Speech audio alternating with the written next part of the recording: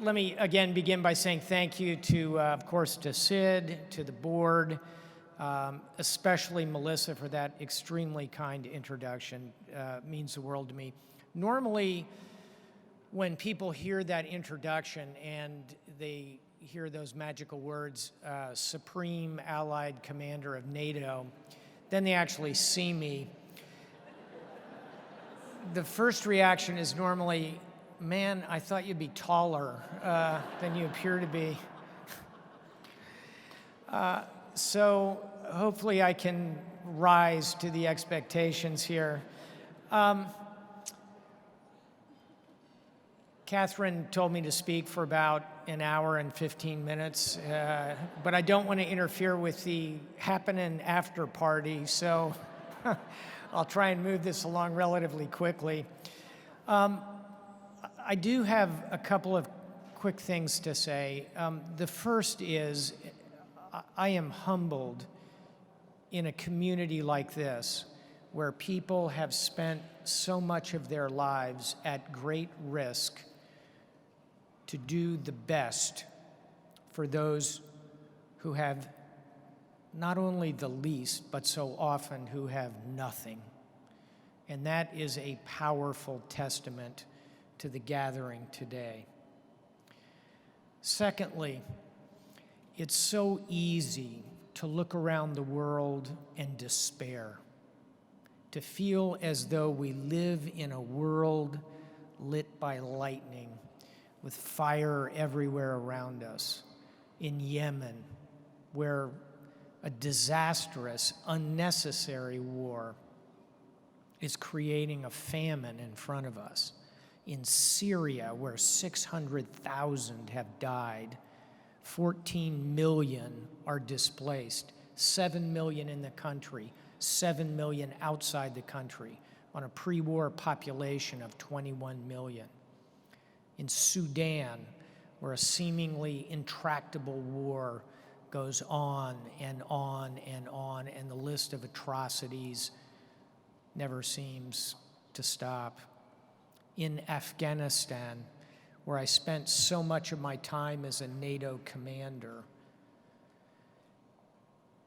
In Myanmar, where we see a displaced population subjected to the most medieval of experiences. It is easy to despair, but we must not despair.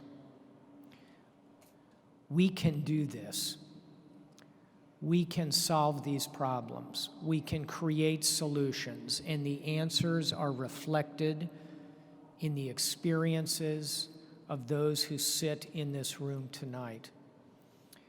I don't have time to talk through all of the different positive outcomes, but I want to underline two.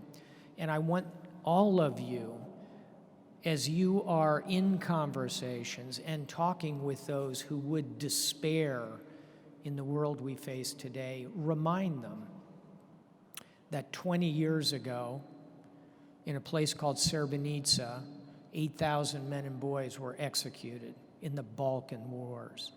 The Balkans were on fire. They looked like Syria does today. Hundreds of thousands killed, millions pushed across borders. We solved that. It was painful. It was hard. There was military action. There was diplomacy. There were the Dayton Accords. We had an aftershock in Kosovo. But today in the Balkans, when people want to solve a problem and they don't reach for a rifle, they reach for a telephone. Today, we see the effect of that combination of defense, diplomacy, and development. Is it perfect? No. Is it vastly better than it was 20 years ago? Absolutely. 10 years ago, Colombia, a beautiful country in this hemisphere. 10 years ago, Colombia was in the throes of an absolute insurgency that had gone on for 50 years. A Canadian diplomat wrote a book called the saddest country. Yet today, with that combination of defense, diplomacy, development, we see real progress. My friend Juan Manuel Santos, Fletcher graduate, Nobel Peace Prize winner. We can do this. It's hard, but by bringing these tools together, we can do it. And I'll give you another point from history. When we talk about the 20th century, we should realize it was a disaster.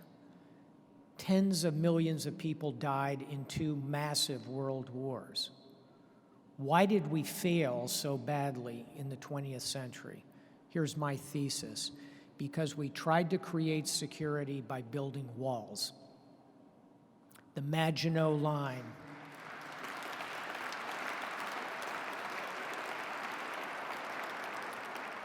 the Schlieffen Plan, the Iron Curtain, the Bamboo Curtain, most iconically, the Berlin Wall. We built massive tariff walls in this country 100 years ago. The Hawley-Smoot tariffs. How did that work out? We cracked the global economy. We created a Great Depression. You can drop a plumb line through fascism and the emergence of a Second World War. We don't have to repeat those mistakes. The 21st century will be about building bridges, not walls.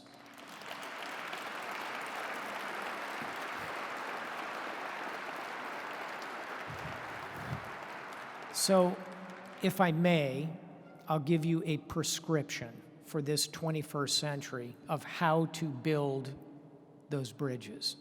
First, and most obviously, are the international bridges, the connections with this world around us.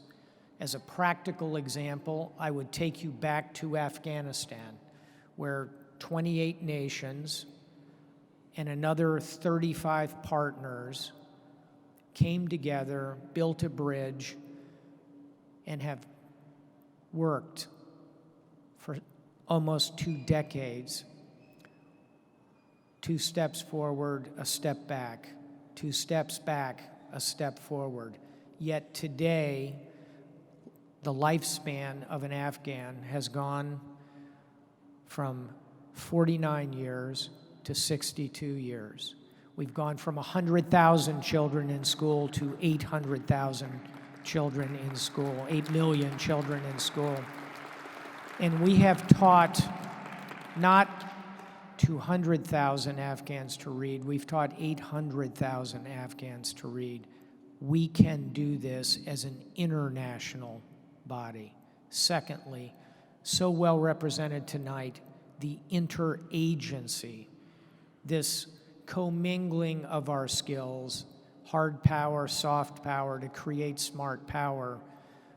Where we have done this most effectively is in Colombia, where my good friend, Ambassador Liliana Ayuday, served as ambassador when I was Southcom commander, and we saw those tools come together to create real progress. We can do this. A third bridge, private-public cooperation, bringing together our State Department, our AID, our defense, with private sector teams. We see this most effectively in Africa, the Gates Foundation, the extraordinary work they've done there, what Bono has done there, what Coca-Cola has done in Africa. I could go on and on.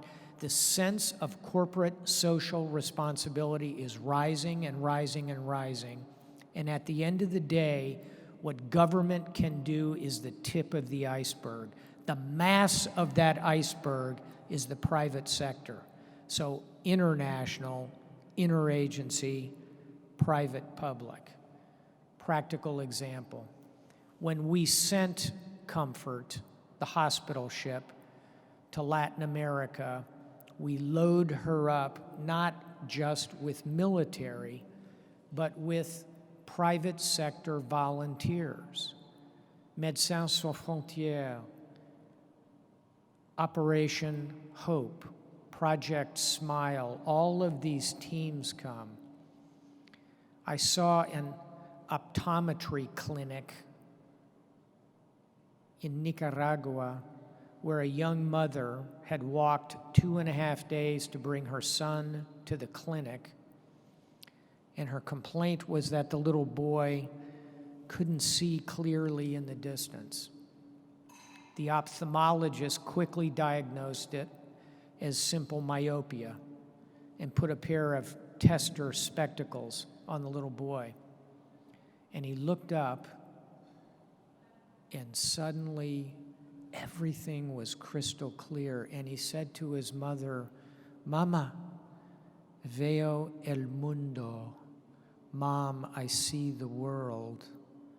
Multiply that times hundreds of thousands of patient treatments. You create real security, private-public cooperation. Fourth bridge, final one, the most important one. It is strategic communications. It is telling our story. This is where values enters the conversation, because our values are the right ones. Democracy, liberty, freedom of speech, freedom of education, gender equality, racial equality. We execute them imperfectly, but they are the right values. We need to communicate them. We do not need to hammer them down somebody else's throat, but we need to communicate them. And in the long throw of human history, those values will succeed. Those are the bridges upon which we will build this 21st century. And we will do it together, all of us in this room, because we can do this. So I'll close on this magical evening, this extraordinary gathering, by deploying a simple phrase that you actually heard in that marvelous set of videos a few moments ago. You saw a Marine Corps veteran say, "Thank you for your service." I get that a lot. I spent 37 years in the Navy. People often say to me, "Thank you for your service." I appreciate it. My concern is that somehow that phrase has been appropriated by the military. There are so many ways to serve this country. Military, sure.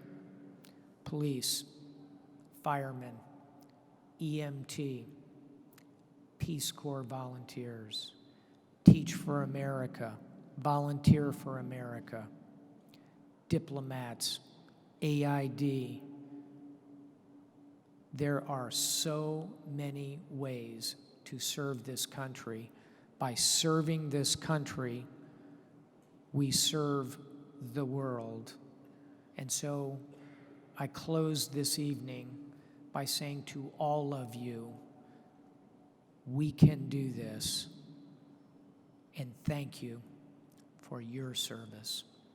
Thank you very much. Pleasure being with you. Thank you.